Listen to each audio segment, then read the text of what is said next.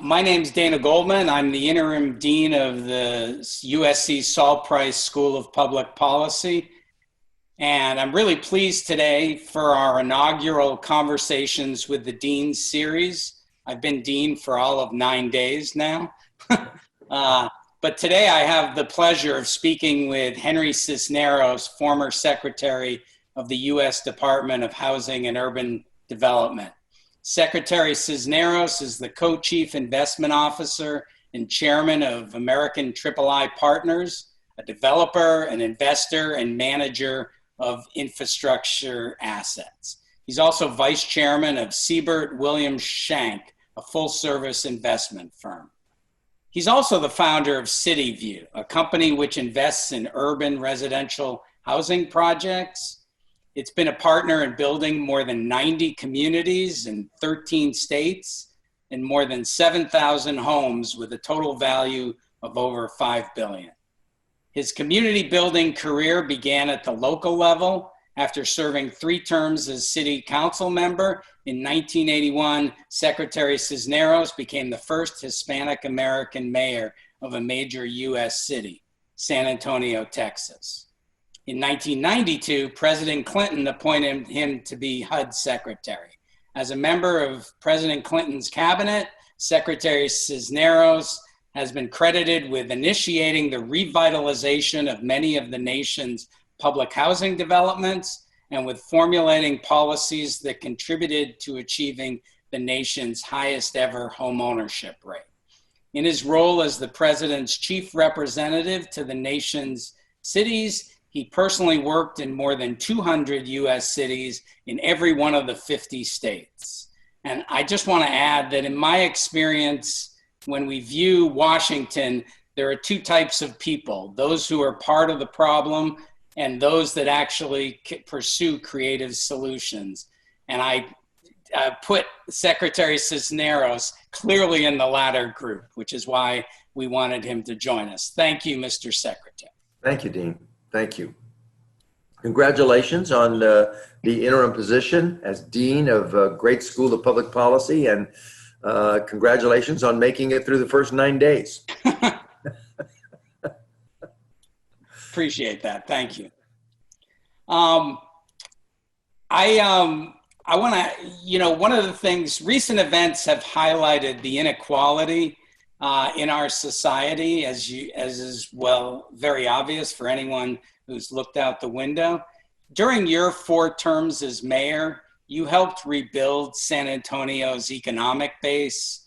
You spurred the creation of jobs, and you did that through massive infrastructure and downtown improvements. When President Trump came on board, he had said that we would invest in a massive investment in infrastructure. That hasn't happened. And so what I wanted to ask you is, how important do you think economic mobility is to addressing some of the inequalities that are being discussed right now? Well, I have long believed that economic opportunity is the principal means by which we're going to create greater equity and justice in our society.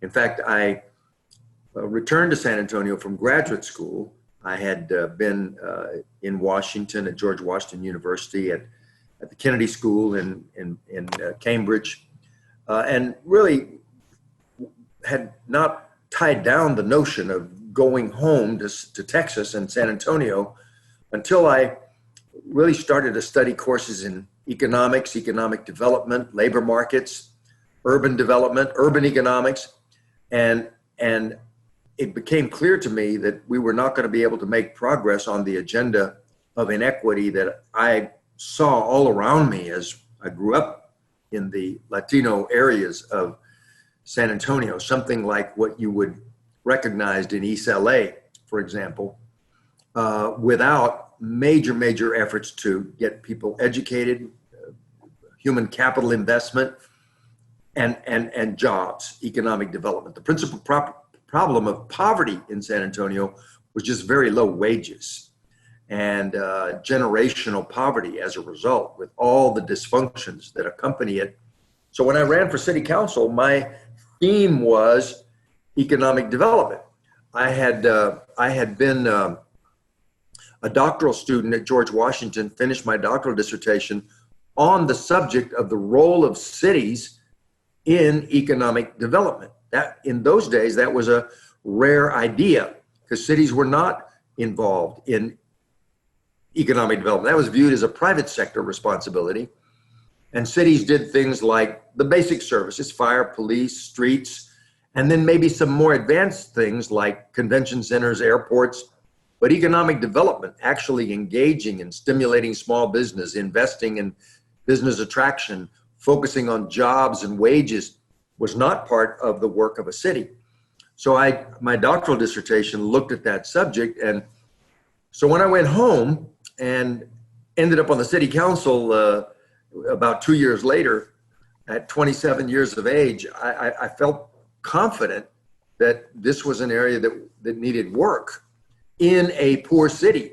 It was, really kind of breakout thinking there, but it was so necessary that people got it instantly. And over time, we built a coalition of people who were labor and workers and neighborhoods people, but also small business strategy and people who knew that the economy was not growing fast enough and they were interested in creative ways to grow larger businesses and attract industry, which San Antonio had never, ever done. In fact, one of the key points is that the city had been marketed as a place to come because wages were cheap, because costs were low and businesses could succeed there. So you can imagine the kinds of businesses that came, businesses looking for low wage, low skilled labor. And we kind of changed that dynamic. So my whole life, in public life at least, has been about this precise area that you put your finger on, which is how do we create a larger sense of justice out of economic justice and economic development and jobs and wages and skills. I developed with friends from the Industrial Areas Foundation, what they call the iron law of community development, and that is low skills equals low wages. High skills generates high wages. And that's the way out of poverty. Now, it's not the only strategy that needs to be employed in getting to urban poverty, because we know racism is an implacable factor. And we see that it's still with us, that even though we think that we've passed civil rights laws and generations have passed and the young are somehow more enlightened, it's still deeply embedded as a part of our society. Obviously, discrimination in things like housing and job opportunities is another factor. When I was at HUD, I was shocked at the studies that we did with people like the Urban Institute that looked at housing discrimination and how virulent it still was in many places. We would send a tester out who was responding to an advertisement for an apartment and would show up. The person was African-American, had a job, well-dressed, and the person behind the counter would say, you know something, I'm really sorry, I'm glad that you're here, but we just leased that apartment and it's just not available. 2 hours later, we'd send a tester who was the same demographics and characteristics, age and income, but white. And the person behind the desk would say, sure, let me get the key, I'll show you the apartment. I mean, it was just that clear.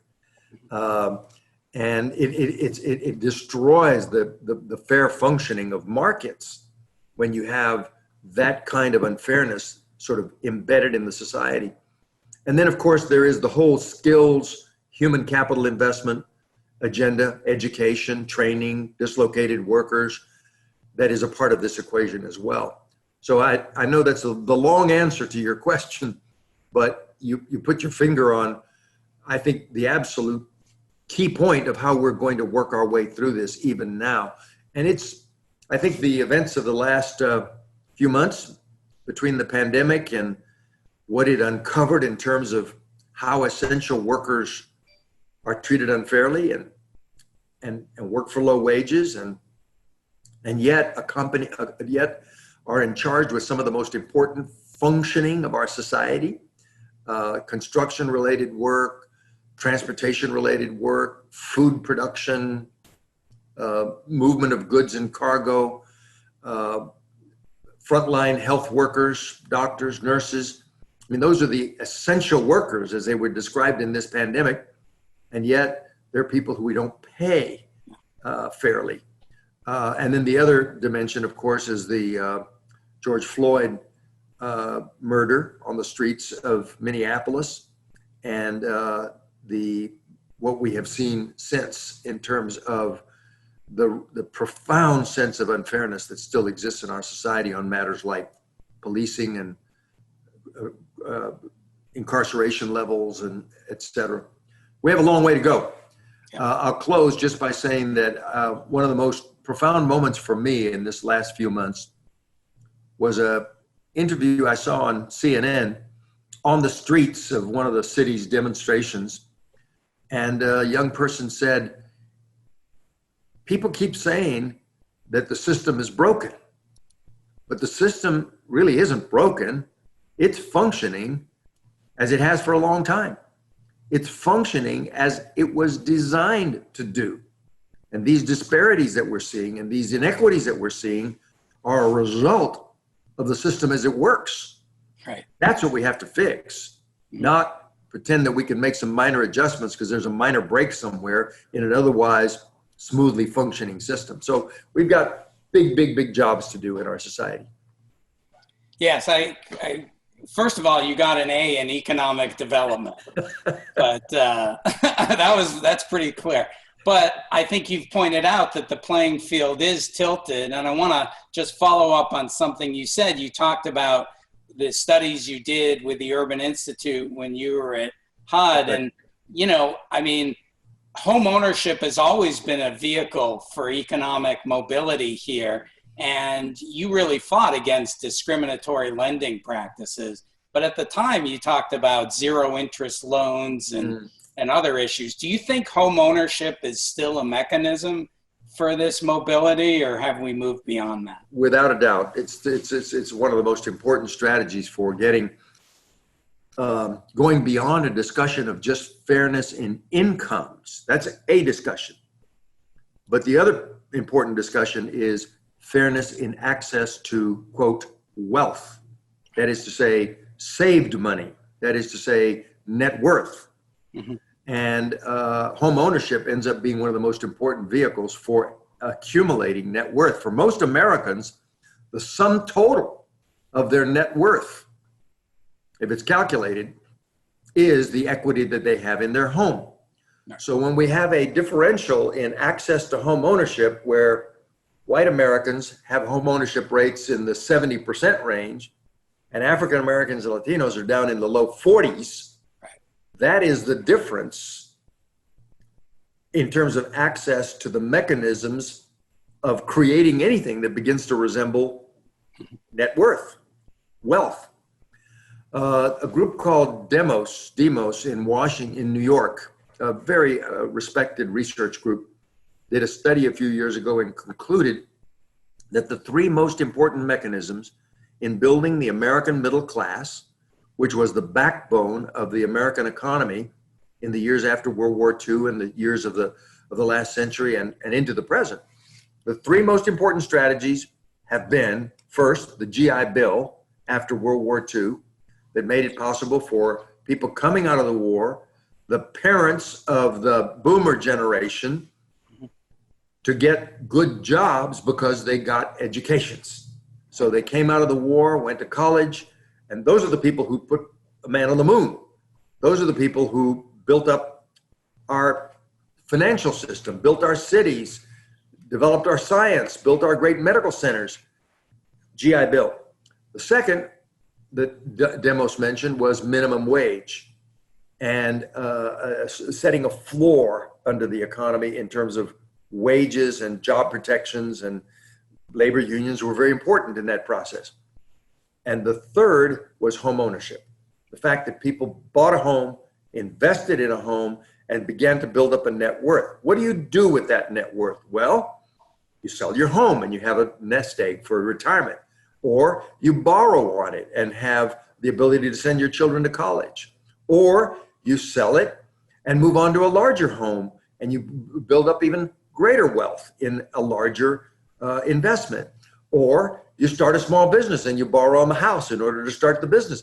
So it's more than just four walls and a place to live, although clearly that's the first role of a house, a home in our society. It is, for most Americans, the sum total of their net worth, and therefore it is a wealth strategy, home ownership. Yes. And that hasn't changed. I mean, people thought after the Great Recession, some of the habits of younger generations, it's just not going to play that role anymore. People are more mobile. They don't want to put down roots, et cetera. But what we're finding, I think, after a few years is that even the young people who were most concerned about the direction of our economy after the Great Recession are now buying homes because they're at the age where they need more space. They have children now, and home is still the best mechanism for the double whammy, a safe and decent place to raise a family and a place to store some money to grow it. And actually, you mentioned the GI Bill and its importance there, and actually it excluded blacks from access to that bill. So, well, there was a lot of the things that we've just described, those three mechanisms for building the middle class. There's a lot of ways minorities were ruled, were cordoned out, roped out. GI Bill, yes. Minimum wage, many of them were not in minimum wage jobs covered by minimum wages, including farm workers, for example. And until the union stepped in and helped get decent wages.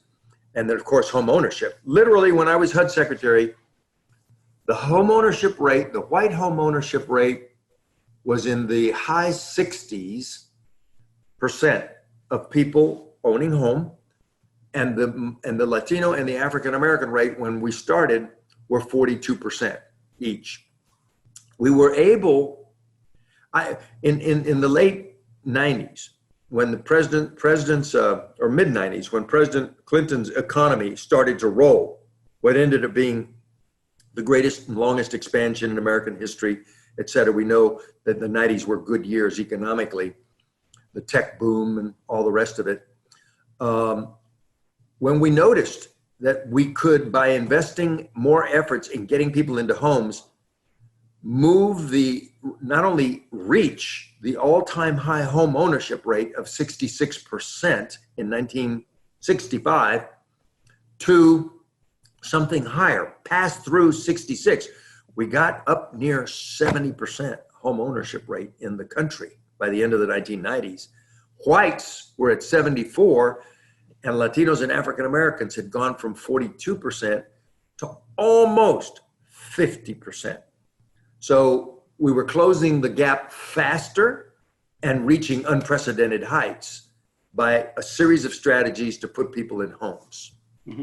Well, I want to come back to that because, that obviously was an important accomplishment and a way to compress the disparities, as it were. But I come from a health background, as you may know, and one of the pernicious things is that we're now starting to use algorithms to make decisions. And so a lot of the discrimination is not overt.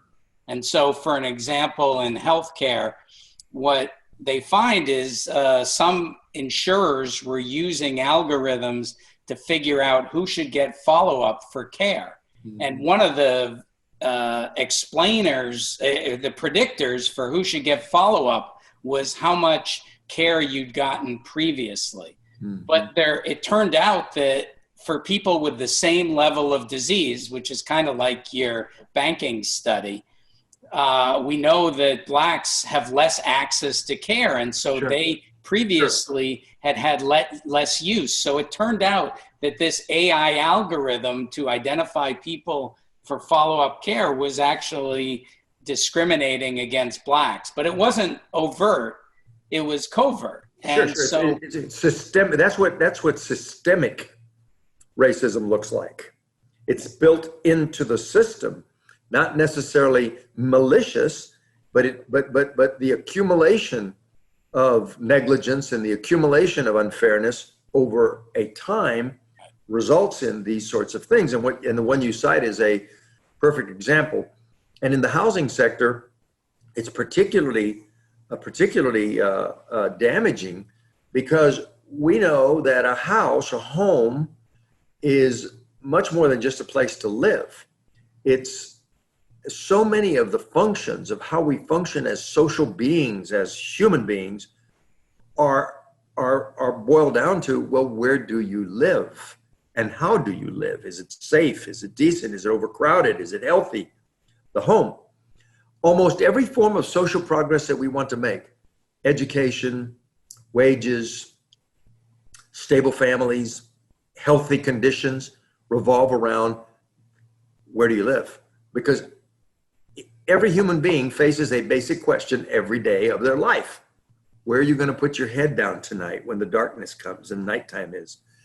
And where are you going to have your children lay down and when they have to rest? And so that's the role that housing plays in our society. Now you add to that other functions like storing your precious possessions, having a place to gather as a family, extended family on social occasions like a baptism or a Mother's Day or a birthday, a wake, the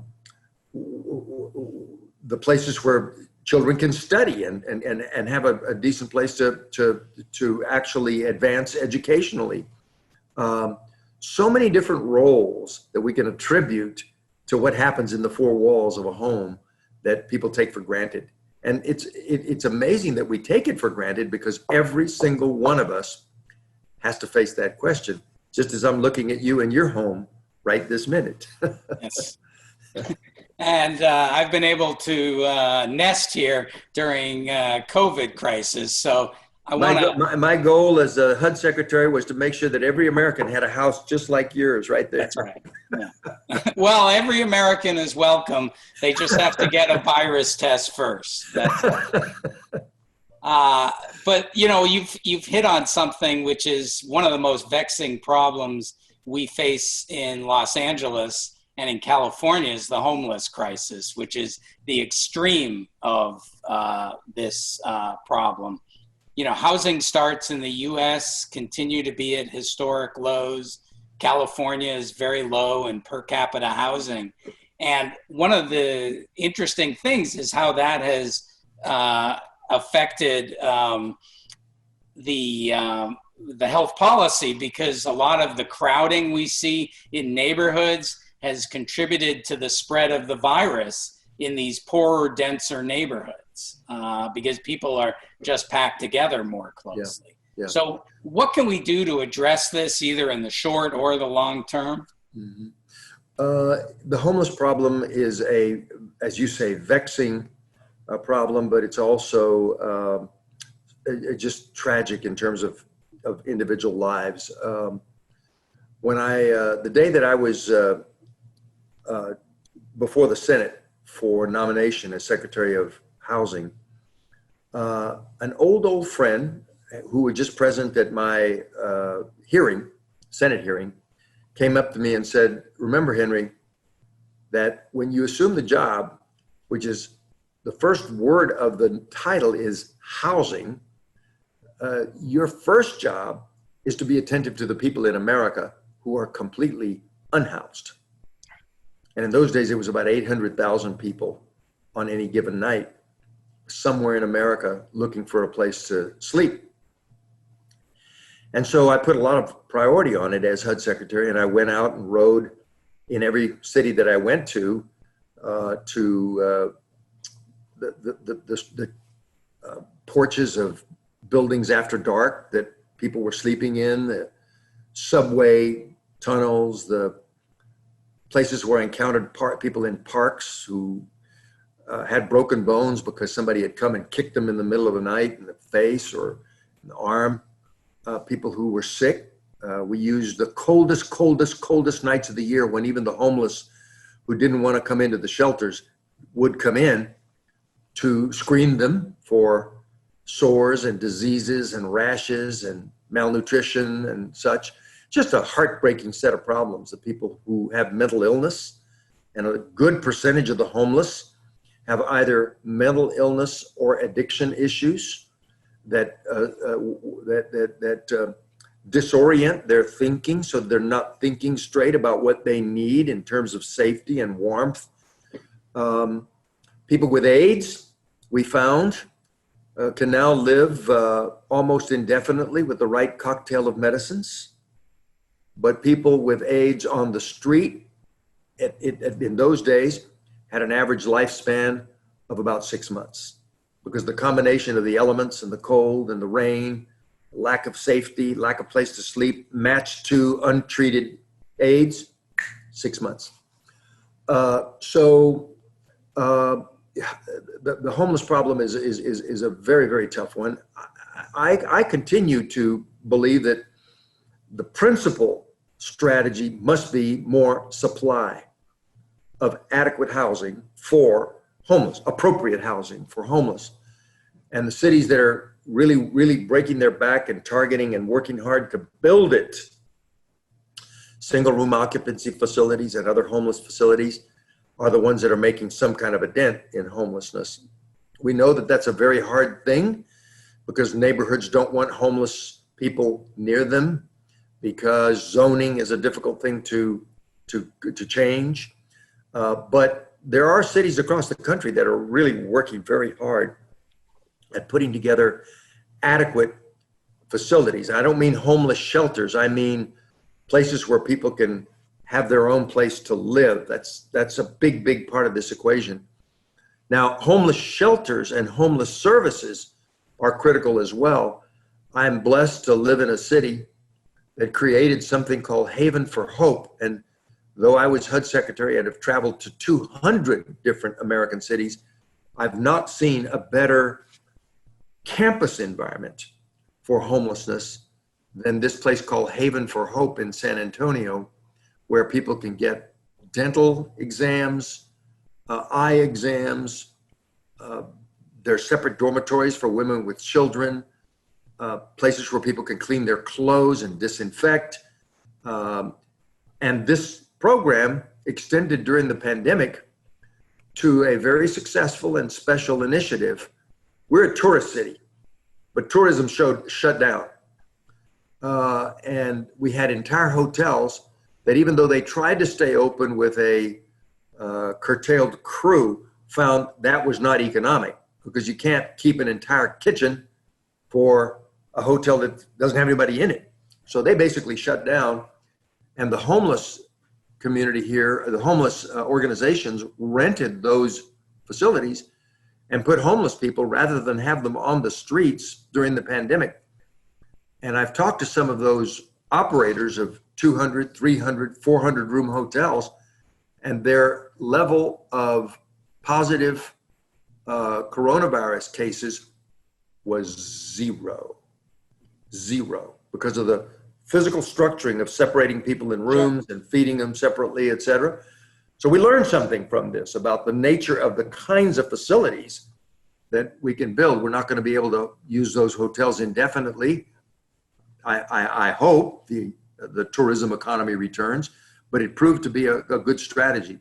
In any event, the combination of supply, of housing, and of services is absolutely key. And I know Eric Garcetti in Los Angeles is doing his very best. He's passed a major proposition to generate more money, and he's tried very hard. I've visited facilities in the Valley, San Fernando Valley, that are new, but it's a slow slog when the size of the Spring Street, Broadway housing encampments homeless encampments are as severe as they are, and now spreading to other parts of Los Angeles as well. It may be that Los Angeles has the most acute homeless problem in the country, for reasons I don't completely understand, but it's clearly an issue. The other problem is, let's keep people in the housing they have now and not add to the homeless problem through evictions and what will inevitably be the result of this pandemic, which is people who don't have jobs, who can't make payments, who do get evicted, or who lose their houses to the banks or on the street. The fastest segment of increases in the homeless now are women with children, except for one other group, elderly, who can't pay housing costs. I mean, that's a tragedy in our country that we have the number of people suffering on the streets that we do. Yeah, and you're about to see that in addition to the elderly, whose a lot of their income is annuitized, we're going to see a lot of young people who are going to be evicted very soon when some of this fiscal aid ends, and it's and the bans on evictions. Landlords were prevented from evicting during this period, but those are going to end. Those will end. Yeah. July 1st, August 1st, September 1st. Yeah. I think they've been extended in some cities, but eventually we're going to see the consequences. Yeah. So I want to switch gears now. We've been talking for about 30 minutes. You're very gracious with your time. We only will take 15 minutes more, but you've been a great friend of the school, the Price School, and you serve on our board of counselors. And I want to talk to you about the school and preparing for public service. And I'm reminded of a quote paraphrasing a quote, Paul Volcker, who used to be chairman of the Federal Reserve and recently passed away. And one of the things he said is, in the past, Americans have had a healthy skepticism towards government. That has changed into a corrosive cynicism. And I wonder if you could talk a little bit, since you've done so much in both the private sector and public service, how the school prepares people for that and the importance of that service. Well, first of all, let me just affirm that I am a strong supporter of the Price School for a variety of reasons. One, I believe in creating leadership for public service. And whatever skepticism there may be about public administration, public policy, or even politicians, I concluded in those years that I was mayor that from time immemorial, the society has needed, any society, even back to the tribal eras of thousands of years ago, have needed people who can identify the direction for the group, who can find the common ground, who can mediate the disputes. And that's essentially why we have people who are public leaders or politicians. It's been tainted in many ways over the years and wouldn't even recognize those functions in some cases, but that's essentially the job that a society needs to do. Find ways to set goals together, find ways to bring people together, find ways to coordinate activity and get it going in a mainstream direction, mediate differences, which are inevitable in any group of human beings. Somebody has to find the area that is closest to what people can agree to and take a larger number in that direction. In any society of any size, tribal, village, small country, major state, industrial nation, those functions are important in the society and they don't come naturally. We have to train people for those functions. I had the good fortune of attending a school of public policy, which is the Kennedy School. But even then I recognized that there was the Kennedy School, but there was also the Woodrow Wilson School at Princeton, and there was the Maxwell School at Syracuse. And over the years, I've seen others like the LBJ School come into being and others all across the country, Hubert Humphrey School in Minnesota.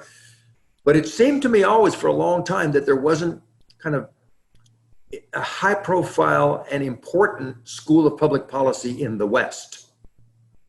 And so it seemed to me important when I saw the school at Berkeley and then USC grow into respected schools of public policy. And now USC's is in the top 5 of all the ones that I've mentioned. So USC Price School is a respected, contributing, nationally prominent, excellent school of public policy. And I'm proud to be associated with it and support its continued development. I contend that these skills are going to become more important, not less. We will see in our society going forward that many of the functions of the society require new skills of collaboration between the public and the private sector to get things accomplished in almost any sphere of life. The healthcare system, urban development, airport and airline strategies, logistics and shipping and cargo, home building and housing, name a field.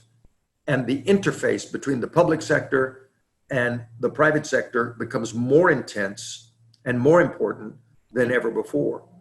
So my hope is that young people who are at a place like the Price School will have the opportunity to be exposed to a hybrid of skills that allow them to interface with business people with the same rigor on budgets and finance and investments as has been taught at the Marshall School or at the Harvard Business School, for example. And they have to be up to speed on issues of law, just as the best law schools in the country, because they're going to be dealing with setting the regime of regulations and law that guide this interface. These are going to become more important, not less. Right. So training people for managing our public resources, the public good, the public space, right? And doing it with the view toward the public interest, as opposed to the more parochial individual business profit interests, right? Not a bad thing. We need it, but we need it in a regulated format. We need it in a constructive pathway. And that's where public policy and public leaders and schools of public policy come into their role. So do you mind if we take your remarks and put them on the side of the law school and the business school, or do you think that's probably maybe a bit too much? When I was at the Kennedy School, I purposely took courses at the business school, at the School of Education, right, at the School of Design, and at MIT, right, and put my own hybrid curriculum together, which the Kennedy School allowed. Because I had a sense of what I wanted to do with the rest of my life in this realm that we started the conversation today about: economics, wages, justice, fairness, growth, inclusive growth. And it wasn't all offered in the public school. So I had to put together an amalgam of things. Mm-hmm. But I think the Price School has gone a long way toward doing that already, not only with the faculty you have internally, but relations with the law school, relations with the Marshall School, et cetera. You may know that my son, John Paul, is a graduate of the Price School in 2010, before it was the Price School. Yeah. And your predecessor, Jack Knott, personally intervened to help him forge a curriculum that allowed him to do precisely that, pick and choose across a range of collaborative schools. And so I know that the Price School is right on this. Yeah. Well, I think and you've hit right on it, because innovation in any area is going to require the skills and you were quite prescient in your curriculum. Well, it's clear to me that if the public sector is going to keep up, then it's got to have people just as good and just as bright and just as prepared as the techies, for example, because that's a perfect example of where the tech revolution has changed the regime of governmental interface and ethical questions, right, in a way that the tech community alone cannot resolve. It's going to take people who can keep up with those brains, right? And not be 10 years behind, so that we end up with the kinds of problems that we're confronting today in terms of privacy issues and so forth. So we need very, very good people on the public side. And I like to believe that the millennials and the generation behind them understand this at some inherent, intrinsic level, and want to create a society in which people are technically skilled, but for good ends. Technically skilled, but to create a better society. And I know that is kind of a core idea at the Price School. Yeah. Well, I think that is an excellent point to leave this. And I want to apologize to all the people who submitted some excellent questions. Some of them were soliloquies. So, but you've been very gracious with your time, Mr. Secretary. And pleasure. Some of my answers were soliloquies, so I apologize for that. But it was not my strategy to reduce the number of questions by talking so long on each one. That was not strategic. It's just sort of nature. Well, I asked more than I was supposed to, so we can share that blame. Anyway, we appreciate your taking the time, and thank you to the audience for listening. And everyone, take care. Thank you.